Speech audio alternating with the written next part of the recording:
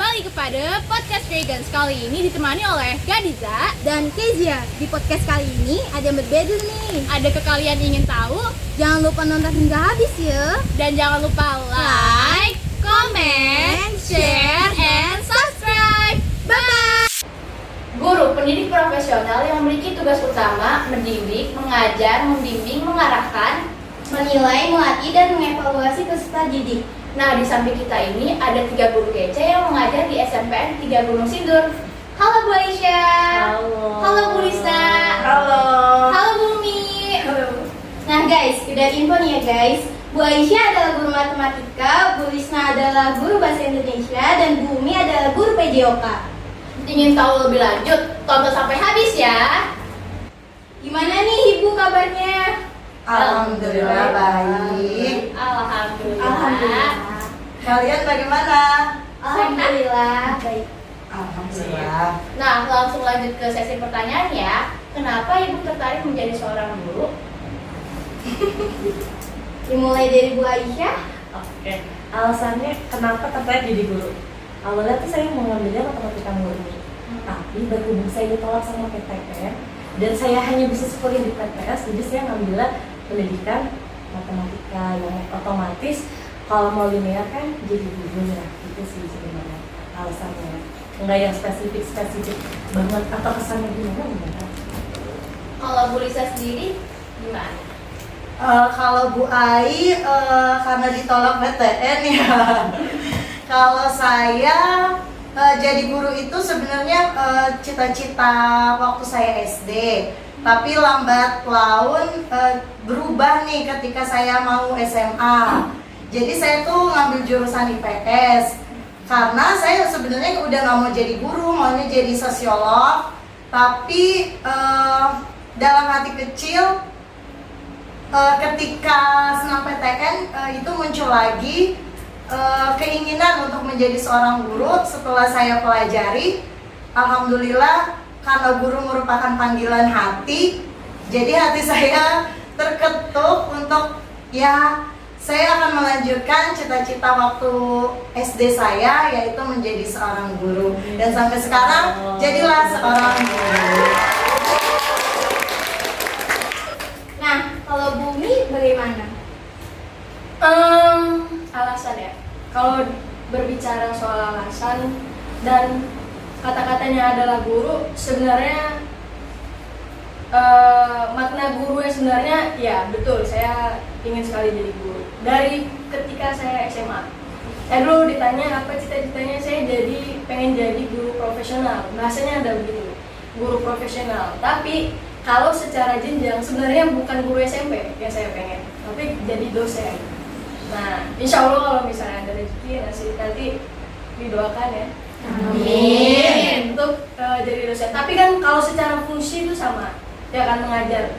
Gimana kita, walaupun kita belum menikah dan belum punya anak, tapi kita bisa menciptakan generasi. Nah, generasi yang kayak gimana? Saya pengennya anak-anak yang diajar sama guru-guru dan guru-guru yang lainnya di SMP 3 dan guru-guru yang ada di Indonesia ya, bisa benar-benar menciptakan generasi yang dibutuhkan sama negara kita ini, menjadi bangsa yang baik dan menjadi bangsa yang bisa mewangikan atau mengharumkan negara kita sendiri, itu negara Indonesia gitu.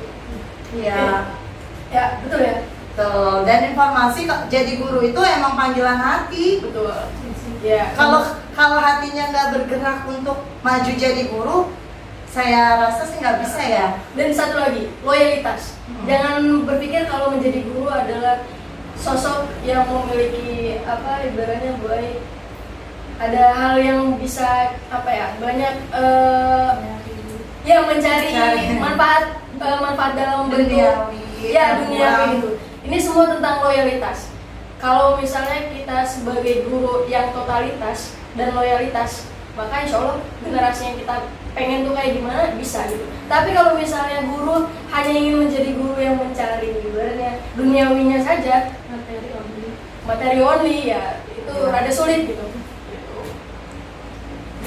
Iya. Wah, jadi terharu deh dengan alasan kenapa tertarik menjadi guru. Ya, oke. Kapan Ibu bergabung menjadi guru di SMP Negeri 3 Gunung Sindur? Dulu siapa? bergabung di SMPN 3 Gunung Sindur itu dari 2019 di bulan Juli. Berarti sudah mau 4 tahun. Tua ya. Oke, kalau saya sama Bumi kebetulan masuknya bareng di Iya, Januari 2021 21. ya. Ya, baru berarti berapa tahun itu? Jadi kita itu kembar.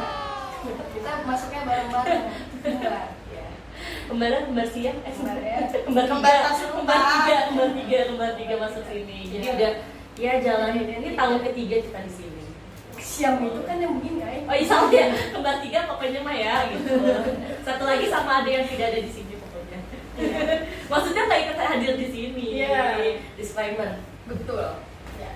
Nah, jadi itu ya guys. Jadi yang kedua itu adalah Bu Lisna. Tuh, dia kakak tertua. Kalau di Goku kan apa itu? Sunggokong. Dia kakak tertuanya. Nggak tahu ya kamu. Kamu itu orang muda, kamu nggak tahu Sunggokong. Beda genre. Iya, dia generasi apa ya? Iya. Saya jadi penasaran nih Bu, dari sekian banyaknya sekolah mulai dari SMA, SMP, SD, dan TK dari berbagai daerah Yogyakarta, Jakarta, Depok, Korea, Amerika, Jepang. Kenapa Ibu memilih untuk mengajar di SMP Negeri 3 Gunung Sindur? Mulai dari Bu Aisyah, boleh? Mantap, yang penting kok tadi dia sebutin pada. Jadi kan saya masuk sini itu lewat jalurnya CPNS ya. Nah waktu itu CPNS kebetulan lokernya ada di memang di sekitar sekolah sini ada. Kalau tadi nyebutin Korea, kayaknya kalau ada loker di Korea saya mau daftar di waktu itu. Ya kan cuma karena waktu Saya mau ketemu Taeyu. Iya, lumayan ketemu Mas Simon kan, Mas Agung gitu. Tapi karena kebetulan Nggak tahu ya. kebetulan di sini ada lokernya, ada di beberapa sekolah daerah sini yang dekat. Saya cari yang nggak terlalu dekat dari rumah karena saya nggak mau ngajarin ke tetangga. Yang kedua, tapi saya juga nyarinya nggak muncul jauh karena kemarin sudah yang jauh capek gitu kan. Jadi saya nyarinya yang sedang-sedang aja. Terus kalau misalnya saya lagi ngeliat Harry Potter ada angkot, ya kan? Ternyata terpilihlah nih SMP 3 menurut saya paling strategis gitu. Makanya saya apply-nya ke sini, alhamdulillah rezeki ya masuk sini. Alhamdulillah. Kalau Bu Lisna, gimana? Kalau saya kan awalnya itu ngajar di SMK. Itu 2019 semester 1. Terus tiba-tiba ada lowongan di SMPN 3 Gunung Sindur membutuhkan guru bahasa Indonesia. Saya coba melamar, alhamdulillah keterima. Jadi sampai sekarang saya bekerja di sini. Ya, bagus. Kalau Bumi sendiri bagaimana? Nah, kalau saya kayak apa namanya ya, ibaratnya sama sekali buta sama sekolah yang ada di sini gitu. Butanya karena apa? Karena ini adalah pilihan sekolah pilihan teman saya. Jadi ketika CPNS kan disuruh pilih kan ada berapa? Tadinya mau silakan yang mana nih? Padahal teman saya juga nggak tahu ini sekolah ini gitu. Dan ternyata bagus, untungnya itu ya. Jadi ibaratnya nggak tahu sekolahnya, terus dipilih, tapi dapatnya bagus, itu rezeki saya. Gitu. Begitu ceritanya. Ya sih sama saya juga nggak tahu, cuma pernah sering lewat aja berangkat kerja. Oh ini SMP 3, tapi lihat wujudnya kayak aku juga baru pas. Ya, Dan first pertama. impressionnya gimana Bu Ai? Lumayan. Lumayan ya. Saya first impressionnya kata saya ini bagus ya. Sekolah gimana? SMP itu kan ibarat kalau saya dulu punya sekolah saya dulu gitu ibaratnya nggak yang rindang atau ada tempat-tempat kan banyak spot-spot yang bagus ya. Gazebo ada, tempat kita di atau olahraga, terus ada masjidnya. Itu kan masjidnya di dalam loh, masjid dalam gitu kan. Internal punya sekolah itu menurut saya bagus saprasnya, Hijau banget lagi. dan hijau, sangat hijau, green ya, very green. Jarang ditemui ya. Iya, jarang ditemui. sekolah-sekolah yang rindang seperti itu. Betul, jadi kita adem ya, ngajar juga adem. Jadi hatinya ikutan adem. Amin ya Allah. Oh itu dia alasan tadi, menarik ya Bu. Itu, menarik dong. Bisa menarik. Kalau nggak menarik mungkin kita udah nggak di sini. Tadi Bu Lisna bilang pernah mengajar di SMK. Boleh disebutkan di SMK mana sih? Iya, saya pernah ngajar di SMK Bina Mandiri di Depok. itu selama 1,5 tahun. Oh baik. Kalau Bu Aisyah? Saya udah sempat di beberapa sekolah, yaitu saya ngajar dari sejak semester 3 kuliah. Pertama kali saya ngajar itu di SMK Idrus, itu daerah Ciseeng, Putat Nutuk Ciseeng sana lah. Terus abis itu awalnya kan di SMK, ternyata kurang guru di MTS-nya. Akhirnya saya jadi di yayasan saya ngajar 2 SMK dan MTS Al Idrus itu sampai 4 tahun. Bukan dari saya semester 3 sampai saya lulus tahun baru saya keluar. Terus habis itu saya pindah lagi ngajar. Percaya nggak pas saya ngajar di pesantren? Percaya? Kurang percaya. saya sempat ngajar di pesantren di SMP Ngajar sama Al-Quran, baca Al-Quran. tentu saja bukan. Kita ngajar. Jadi saya ngajar di SMP dan SMA Jagat Ares waktu itu pesantren, tapi saya sebagai guru sekolah nggak ikut nginep, tetap pulang. Nginepnya hanya sebulan sekali. Baru itu setahun setengah, baru abis itu masuk di SMP 3. Wah. Keren ya, boy banyak pengalamannya ya. Coba kita tanya Bu Umi. Coba dong. Pernah nggak nih? Kalau ibu SMP Negeri 3 Gunung Sindur ini adalah first love ibu. Jadi ibu pertama kali mengajar di SMP 3.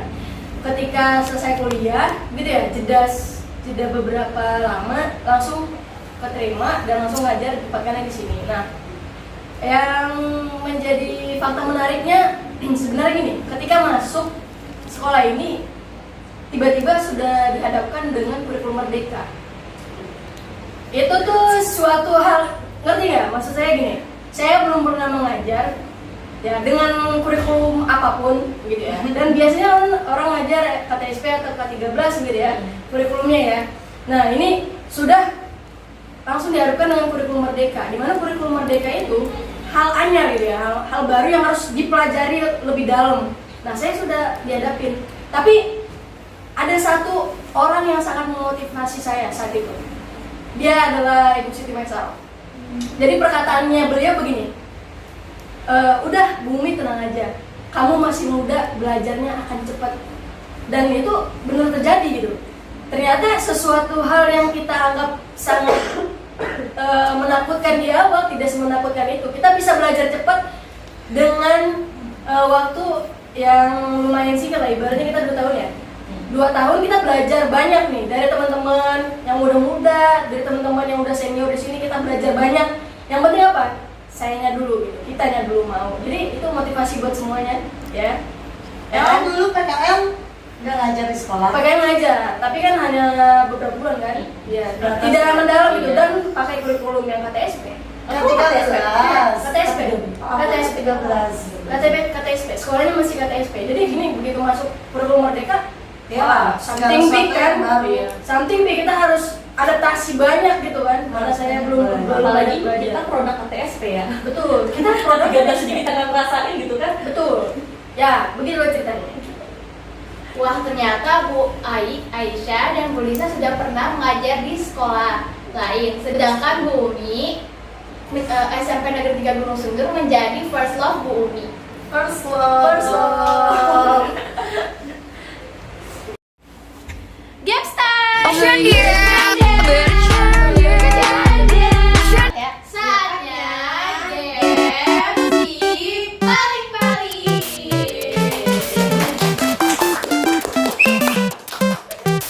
Si paling galau.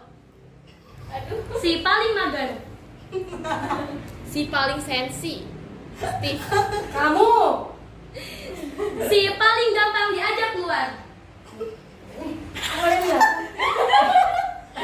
Si paling peka. Aku lah. Aku lah. Si paling humoris. Emang ada ya? Ada. Si paling introvert. Boleh lah. Si paling ekstrovert. Si paling ribet. One and only. Si paling pintar. Semuanya. Semuanya. Si paling sok ngide. Si paling Random. YouTube. itu ya. Si Si paling gemai. Dia kan gemoy. Yo. Yo. Udah.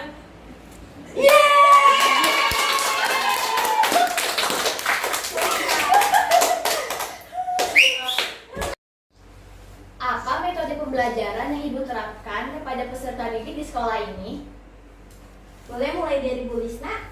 Oke, karena sekolah kita sudah masuk ke dalam kurikulum Merdeka, jadi pembelajaran yang saya terapkan lebih ke diferensiasi sesuai dengan kebutuhan siswa. Karena setiap pembelajaran diharuskan untuk melakukan tes diagnostik awal pembelajaran, di mana kita bisa memetakan kompetensi siswa sesuai dengan apa yang dia butuhkan.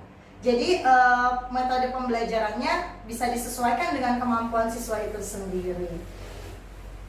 Kalau Bu Umi gimana? Saya Iya. sebenarnya kalau metode pembelajaran nggak stagnan hanya satu. Ya, kita semua guru kayaknya, semua guru itu melihat situasi dan kondisi aja. Tapi yang paling utama ya diferensiasi itu tadi. Nah, kalau untuk saya suka mengutamakan atau menegaskan tentang pengalaman. Jadi metodenya lebih ke konstruktivisme. Kontekstual? Nggak konstruktif. Ya, jadi pengennya tuh anak paham melalui pengalamannya dia. Jadi semakin banyak pengalamannya dia, maka semakin banyak pahamnya.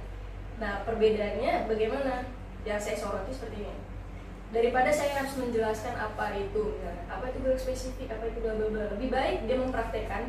Setelah dia mempraktekkan, nah di situ kan ibaratnya dia nendang, ya, dia passing, dia servis, kemudian dia spike dan semuanya. Di situ kan dia akan bertanya, ini tuh apa, ini tuh apa, ini tuh apa. Nah, dari pengalaman dia bermain bola, misalnya main voli atau sepak bola atau badminton semuanya, di situ dia mulai belajar untuk memahami. Nah, jadi dibalik, bukan kita kasih tahu ini apa, terus kita praktekin, enggak. Tapi dia ngalamin dulu, setelah dia ngalamin, baru dia paham sendiri. Gitu. Jadi menurut saya ibaratnya gini, ada ilmu tanpa pengalaman itu kan kurang baik juga kan. Nah, lebih baik banyak pengalamannya. Jadi kalau mau paham banyak, ya banyakin pengalaman. Begitu kalau saya. Tadi benar sih, setuju banget sama Bu Umi yang tadi bilang, Bu Umi itu bilang mau paham banyak ya banyakin pengalaman. Itu sesuai banget tuh sama di matematika. Kayak kalau metode pembelajaran tadi pasti diferensiasi, kita bisa pakai diskusi, bisa pakai problem solving gitu, atau project based learning gitu kan ibaratnya. Tapi yang paling penting tuh tadi kita harus paham gimana kita mau paham banyak itu kalau kita punya pengalaman. Nah, kalau pengalaman sendiri di matematika adalah ya kalian latihan soal, metodenya drilling. Pokoknya kalau yang diajar saya pasti hobi banget, setiap pertemuan tuh selalu ada hal yang harus kalian kerjain gitu. Karena apa, belajar matematika itu nggak bisa cuma sekedar baca buku, nggak cuma sekedar kita udah praktek ini tapi kita nggak ngulang lagi. Kita ngulang sekali aja belum tentu kita hafal, apalagi kita nggak ngulang sama sekali gitu. Jadi memang butuh latihan soal, butuh pengalaman yang banyak sampai akhirnya tanpa kita nggak hafal rumus, tapi ketika karena kita udah sering banyak latihan soal, ketika lihat soal kayak gini, oh iya caranya ini langsung keinget gitu ibaratnya. Kayak nggak yang perlu mikir rumusnya apa ya secara teori, tapi langsung lihat aja, oh iya ini itu karena kita udah banyak pengalaman gitu. Jadi practice make perfect guys, banyak latihan ya. Practice make perfect. Entah latihan soal, latihan nulis, latihan nendang bola, Yes. Sama ya latihan menulis. I agree. latihan baca ya pasti gitu. Jadi nggak bisa kalau tanpa pengalaman ya. Betul. Jadi kalau pelajaran apapun harus pelajaran punya apapun. pengalaman. Sebenarnya bukan hanya pelajaran atau belajar, everything ya di kehidupan ini. Kalau misalnya ustadz nih, ya kan, ustadz dia tahu hadisnya, dia tahu Al-Qur'annya, tapi kalau dia nggak ada pengalaman, ibaratnya dia nggak ngalamin dan dia nggak mempraktekin bagaimana sholat duha, bagaimana sholat tahajud, kira-kira gimana? Kan begitu ya?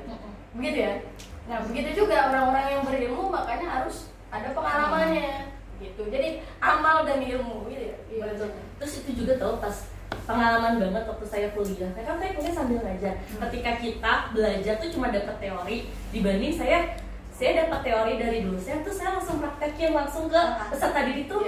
Efek imbasnya tuh beda, kelihatan, maksudnya kelihatan mana yang kita belajar dari teori aja, mana yang kita emang udah ngalamin langsung gitu. Ibaratnya ketika dosen saya bilang murid tuh nggak boleh nyontek atau apa misalnya, nilai tuh harus apa gitu, tapi pas kita lihat sendiri di lapangan, oh iya nggak semuanya bisa kayak gitu ya. Ternyata teori itu tetap harus ada modifikasinya ya, karena semua kondisi lapangan udah sesuai dengan, nggak selalu sama kan, setiap anak berbeda gitu. Apalagi ya itu tadi di pembelajaran diferensiasi yang AAP tadi Bu Lisna bilang tuh, kita bisa ngasih tahu, bisa nggak tahu pengalaman mana anak udah dapet, jadi kita bisa polesnya lebih dalam lagi, sejauh apa kita harus memoles anak itu biar jadi lebih baik. Mungkin kalau di PJOK simpelnya kayak gini, saya nggak perlu harus menjelaskan yang mana yang namanya lapangan voli, yang mana namanya lapangan bola, yang mana namanya lapangan futsal, lapangan tenis. Saya nggak perlu menjelaskan, tapi saya cukup ngebawa dia atau ngegiring dia ke tempatnya,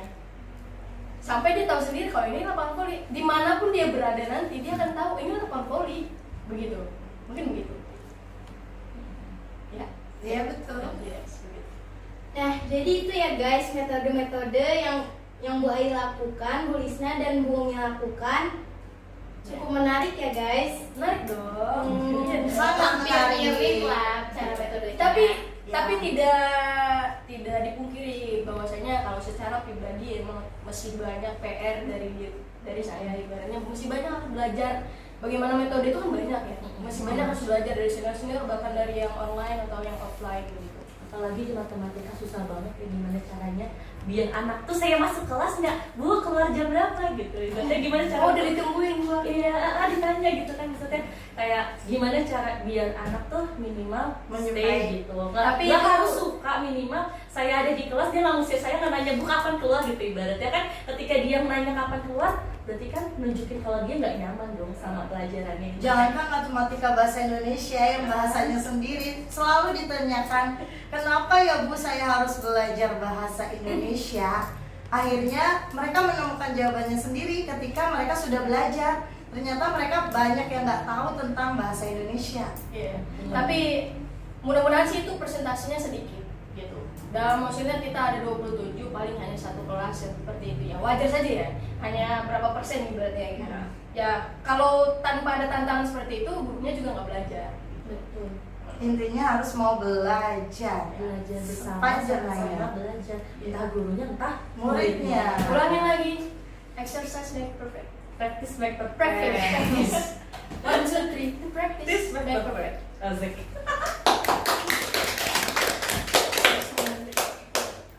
Misalkan nih Bu, ada anak murid yang gak semangat dalam pelajaran Ibu, apa sih yang Ibu lakukan biar anak tersebut tuh semangat lagi rajin belajar? Bisa dimulai dari Bu Umi mungkin. Oke. Kalau nggak semangat itu kita lihat latar belakang ya. Latar belakang maksudnya gini. Alasan orang pasti berbeda-beda. Kalau emang latar belakangnya persoalan di rumah itu ya it's mean kita harus kerjasama sama wali murid dan wali kelasnya ya. Kita nggak bisa langsung, maksudnya dalam 80 menit begitu ya langsung menyelesaikan masalahnya dalam waktu 80 menit itu gitu. Kita harus gali dulu. Kalau emang tadi persoalan terbelakang soal rumah, berarti harus banyak waktu kan yang harus kita pakai untuk menyelesaikan permasalahannya.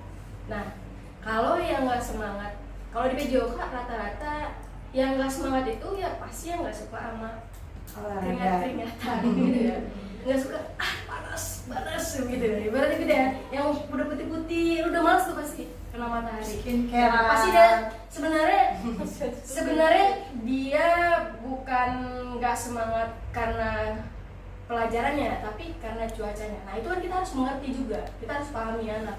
Ya namanya juga kondisi, kita bukan lapangan yang bisa dikatakan tertutup begitu ya. Ya kita kasih toleransi aja begitu. Yang penting dia masih bisa untuk diarahkan. Dalam artian kalau emang dia nggak bisa di matahari banget, apalagi sekarang ya, soal sekarang matahari kan sangat kacau, gitu ya, sinar matahari sangat kacau. Kita juga nggak boleh bahasanya Egois. Iya, nggak boleh egois dan nggak boleh terlalu idealis. Kita harus harus menyesuaikan. Ya kita harus lebih membuat situasi yang lebih nyaman kan begitu ya. Amat dalam artian begini artinya. Kitalah yang harus bisa menyikapi sesuai sama yang dirasakan anak-anak. Kalau dia nggak semangat karena persoalan keluarga, ya it's mean kita harus nyelesain soal itu.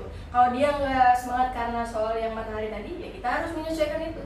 Kalau dia nggak semangat karena dia nggak suka sama diri kita juga harus pendekatan sama dia. Pendekatan bagaimana? Mungkin ada sebagian anak yang nggak bisa digalakin, atau mungkin ada sebagian anak yang justru nggak bisa dilembutin, ya kan? Itu kan sesuai sama anak masing-masing. Kita menyesuaikan. Jadi nggak ada image guru, kalau image guru itu galak, image guru itu terlalu lembut, image guru itu terlalu bla bla bla, enggak. Semua guru pasti akan pada waktunya bersikap, dan semua guru akan pasti pada orangnya bersikap. Saya rasa begitu. Jadi kita selalu menyesuaikan. Apapun permasalahannya, latar belakangnya dia tidak semangat itu karena apa? Ya itu yang kita cari solusinya, begitu. Begitu. Oke, dari tanggapan Bu Umi, sesuai dengan tes diagnostik yang saya bicarakan di awal, ada dua, yaitu kognitif dan non-kognitif. Non-kognitif salah satunya adalah mencari tahu kesukaan anak, ketidaksukaan anak, hobinya dia, apa yang dia minati, apa yang dia tidak suka, itu wajib kita cari tahu.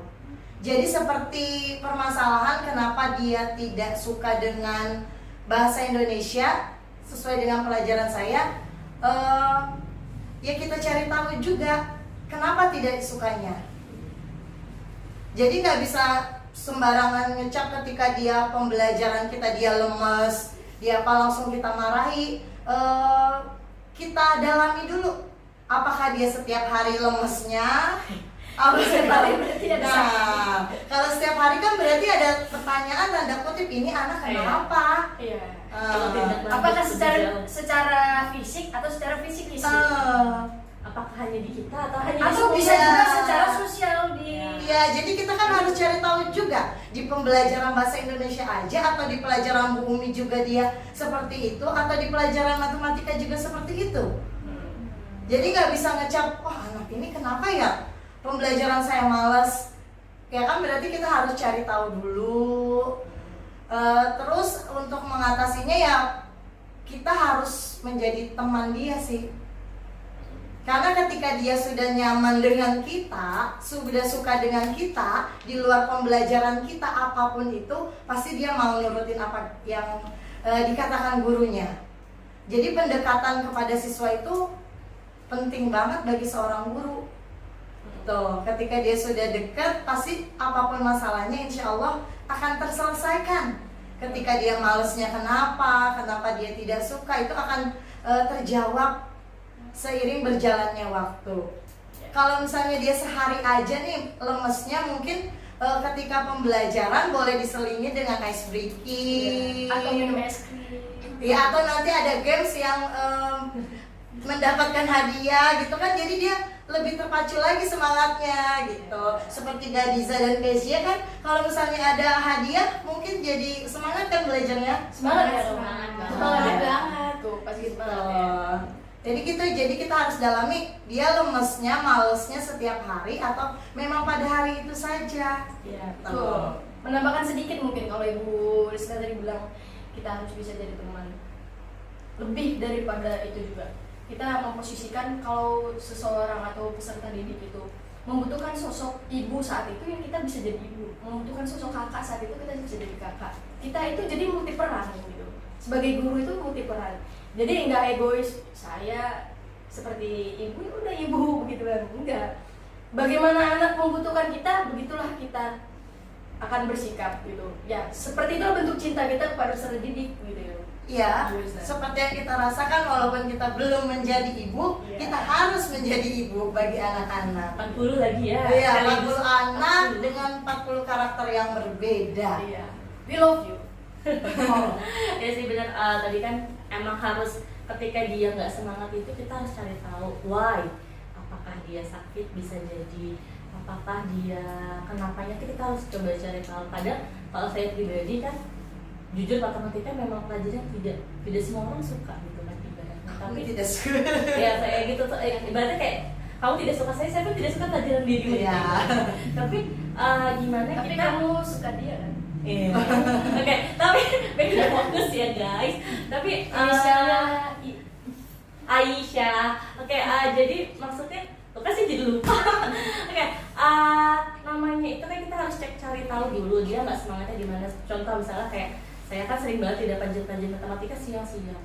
Itu sih misalnya udah kita udah ngebahas soalnya, udah bahas PR, terus harusnya di rencana pembelajaran saya itu ada latihan soal, tapi ketika lihat muka anak-anak yang udah pusing, saya tawarin aja, oke kalian mau ada tugas apa enggak hari ini? Padahal sebenarnya saya pengennya ada tugas, tapi karena ngelihat raut-raut muka-muka sudah lelah, capek, apa yang ada ngeluh, Bu PR banyak banget gitu kan ibaratnya.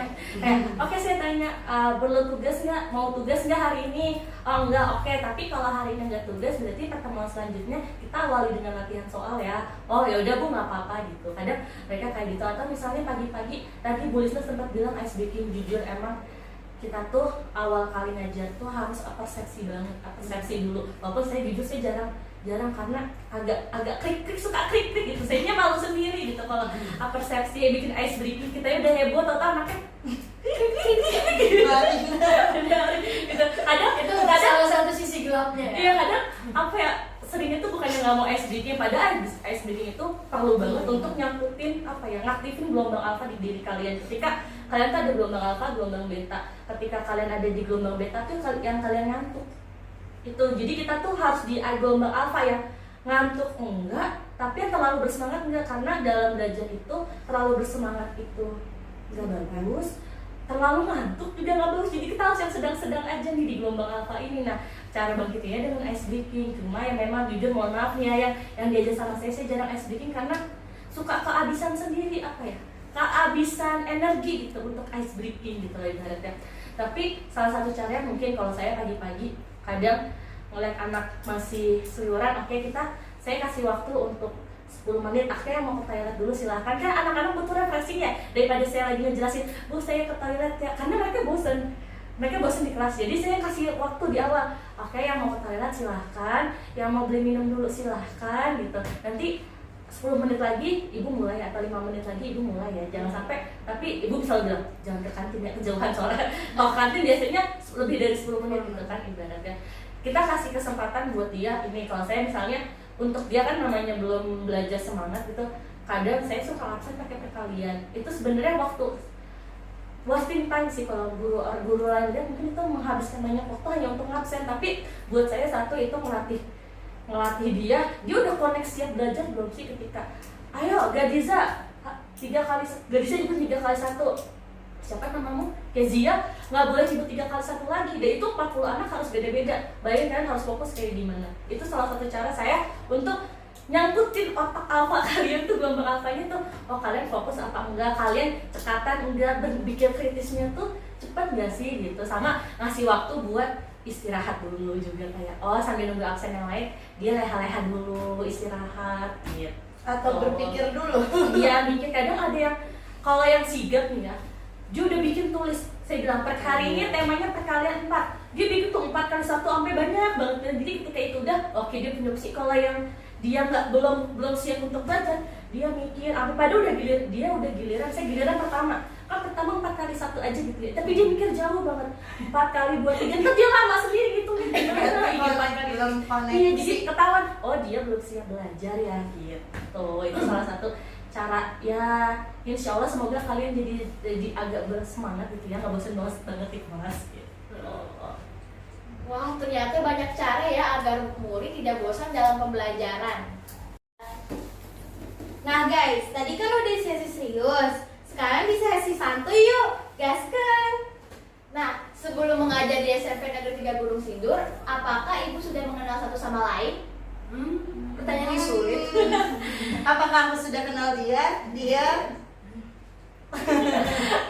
Kalau dibilang kenal, kalau sama Bu Umi jujur baru kenal pas saat kita tahu sama-sama penempatan di SMP 3 Gunung Sindur.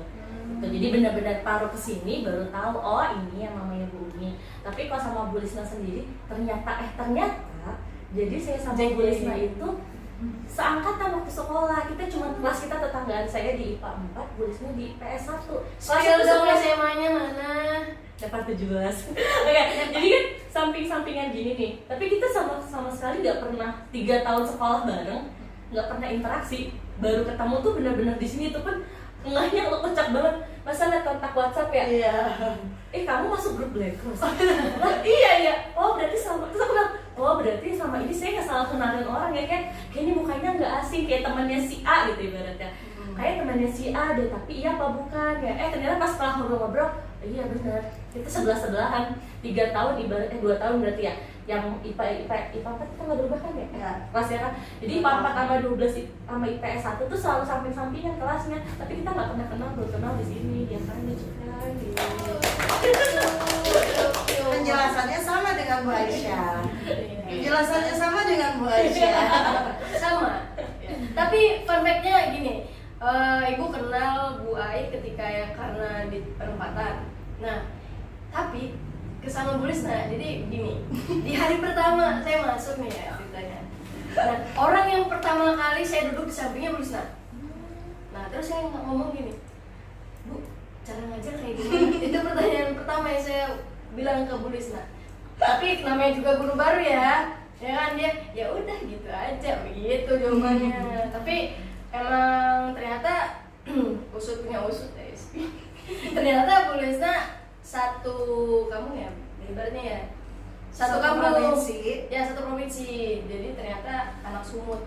Terus sama orang Medan ya. Jadi koneksinya Bu Ai sama Bu Risna satu SMA, koneksinya Bu Risna sama Bu Umi itu Satu provinsi, satu provinsi, Sumatera Utara. Horas Tapi boleh jujur nggak Mai? Apa? Fun fact nih, pertama kali kamu kan kontak aku lewat Telegram ya?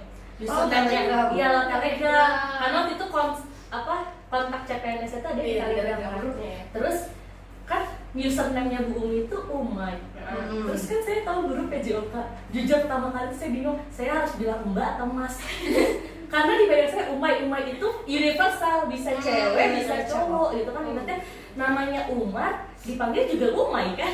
Terus apalagi guru PJOK, jadi ekspektasi saya tuh awalnya cowok. Sampai saya nanya ke teman, ini ada guru, ke teman sekolah lama ini ada guru ngecat namanya Umar, guru PJOK. Terus aku bingung mau jawab apa ya, Mas, Mbak, apa gimana. Terus teman bilang, udah kakak aja yang aman. Makanya aku bilangnya kakak. Ya benar. Nggak manggil ibu, nggak manggil bapak, karena bingung ini sebenarnya laki apa perempuan gitu kan. Ternyata pas udah lihat apa baru oh ternyata perempuan. Untuk kemarin nggak salah manggil Mas gitu. Kalau saya dipanggil Mas gimana ya? Baru mulai udah ngajak berantem. Teman. Baru kenal udah ngajak berantem ya. Jawab.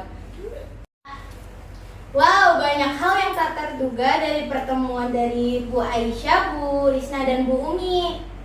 Aku jadi kepo deh, awal deket Bu Umi, Bu Risna dan Bu Aisyah dan bisa jadi seakrab ini gimana sih? Karena tadi Bu Umi di awal nyebutin dia pertama kali ngajar kurikulum Merdeka, maka kedekatan kita berdampak dari kurikulum P5. Merdeka, yaitu P5. Jadi awalnya tuh Terima kasih P5. jadi awalnya kan buat tim project ya, Iya. buat tim project. Sebenarnya saya nggak ikut tim project sebenarnya.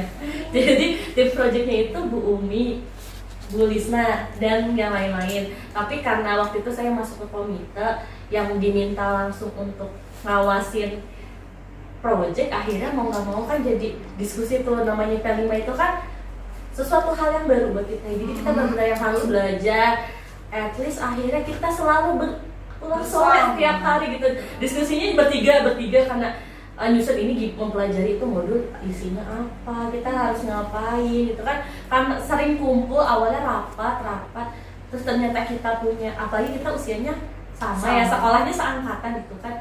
Jadi kayak lebih nyambung ngobrol, akhirnya nggak cuma ngerjain kerjaan, tapi yang diobrolin Di luar pembelajaran. di luar P5, jadinya akhirnya bisa ya kayak gini gitu ibaratnya. Walaupun banyak penyesuaian ya awalnya, kayaknya kita dulu jaim-jaim banget gak sih? Kayaknya belum berani untuk curhat sana sini. Jadi masih seputar P5 itu, belum tahu kehidupan pribadinya bagaimana, tentang Doi bagaimana? Ya, jadi masih seputar yang P5 aja, tapi lambat laun ternyata sefrekuensi. Kata anak sekarang sih namanya sefrekuensi. Jadi Ya gitu. bisa kayak gini nih. Bumbunya sebenarnya adalah main. Bumbunya gitu ya, kata Bu Ai tadi benar, karena satu angkatan ya, misalnya satu angkatan, jadi satu pikiran, satu zaman. Jadi kalau main itu, walaupun yang maksudnya mainnya itu dalam hal Bu Ai beda, sukanya mainnya kemana, Bu Risna beda sukanya mainnya kemana, Ibu juga beda sukanya mainnya kemana, tapi kita berusaha sama-sama bareng kayak gitu. Walaupun nanti ujung-ujungnya kita obrolannya nggak jauh-jauh dari pekerjaan. Jangan lagi. Ya. Nongkrong ke MCT ingat cuman makan dan ujung ngomongin yang diomongin anak lagi. Ngomongin pasti pekerjaan itu. Jadi kita two in one, jadi gabung ya. Sambil main sambil bekerja gitu. Itu bagusnya tuh seperti itu pendekatannya gitu. Oh gitu, awal dekat Bu Lisna, Bu Umi dan Bu Aisyah, seru juga ya. Nah terakhir, harapan untuk sekolah ini apa sih?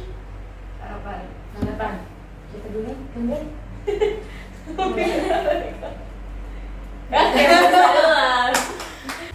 Oke, harapan untuk sekolah SMPN 3 Gunung Sindur tercinta, semoga sekolah ini terus berkembang. Karena suatu sekolah bisa dikatakan baik dan bagus apabila dia berkembang setiap waktunya. Bagaimana caranya berkembang? Ya tentu dari orang-orang di dalamnya. Semoga saya salah satunya yang menciptakan perkembangan itu, khususnya untuk anak-anak, agar anak-anak yang saya ajar di SMPN 3 Gunung Sindur menjadi anak-anak yang berkompeten di bidangnya sesuai dengan apa yang mereka harapkan. Seperti itu. Oke. Next. kamu Oke. Harapan saya untuk sekolah ini apa? Yang pasti tadi berkembang. Yang tadi bilang Bu Risna kan berkembang, namanya berkembang. Kembangnya tentu ke arah yang positif, nggak cuma dari segi yang kita lihat, dari segi bangunannya bisa lebih nyaman dan aman buat peserta didik, dari segi kualitas peserta didiknya.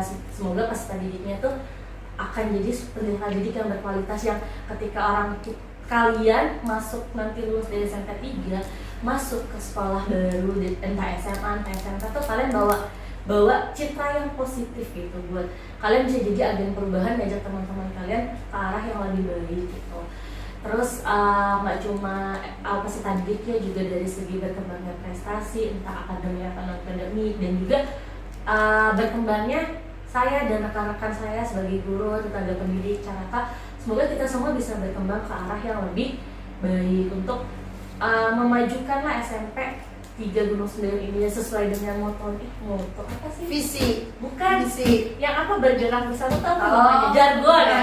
Jargon kita harus bergerak bersama, belajar bersama, maju bersama, berprestasi bersama. Iya kan, intinya kita harus bersama-sama, sama-sama belajar bersama-sama gitu. Next. Ya, Jelas. sebelum saya menyampaikan harapan, saya ingin mengucapkan thanks dulu ya, rasa terima kasih yang sebesar-besarnya kepada tentunya utama Kepala SMP Negeri 3 Gunung Sindur, ya Ibu Dr. Anda Siti Salami MM, Bapak Wakil Kepala SMP Negeri 3 Gunung Sindur, Bapak Sunardi SPD, kemudian semua jajaran PKS, Bapak Ibu guru, tenaga staf kependidikan, dan Caraka ya. Tanpa adanya orang-orang itu SMP 3 ini nggak ada.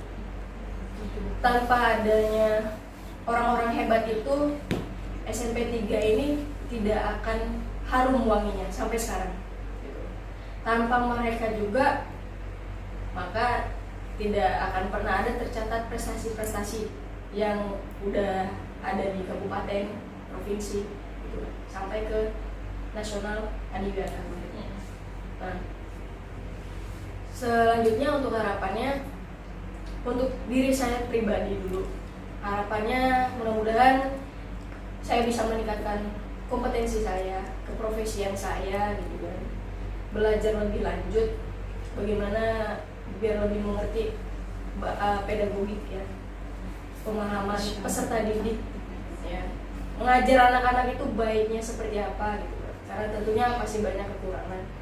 Kemudian harapannya lagi kepada peserta didik yang dulunya sudah pernah menjadi alumni dan yang sekarang sedang belajar dan yang nanti pastinya akan lulus. Harapannya hanya satu, mungkin menjadi orang pintar itu mudah untuk digapai.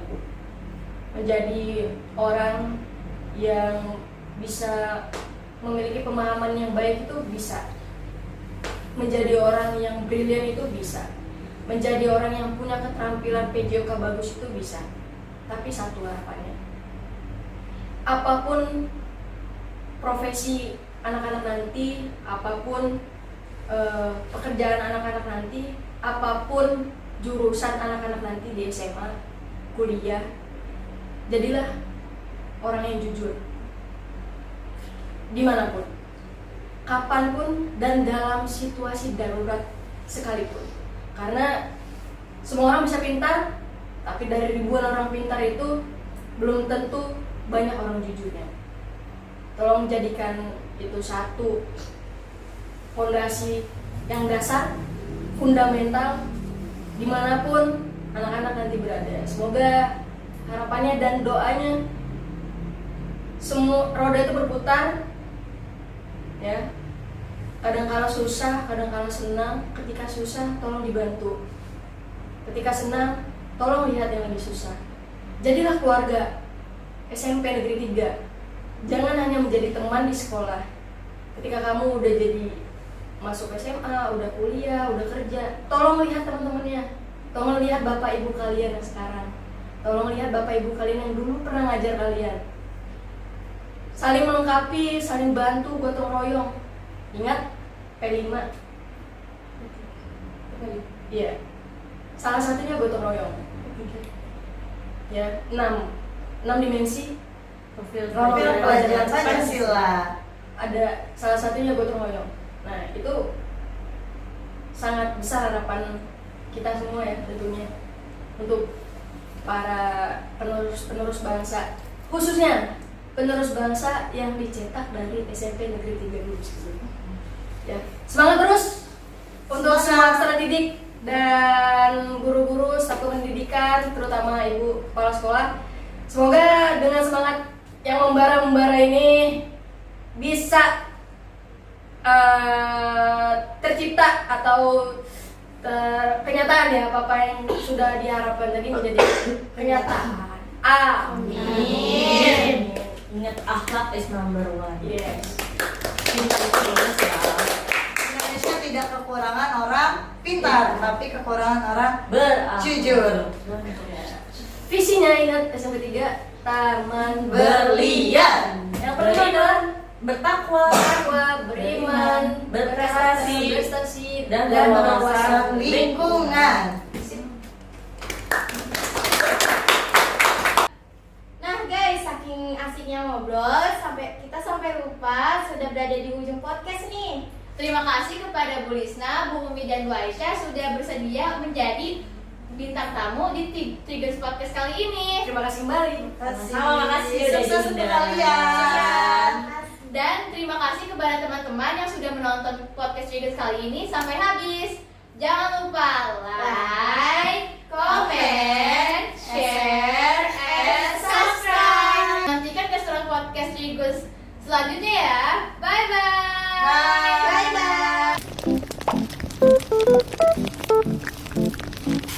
bye.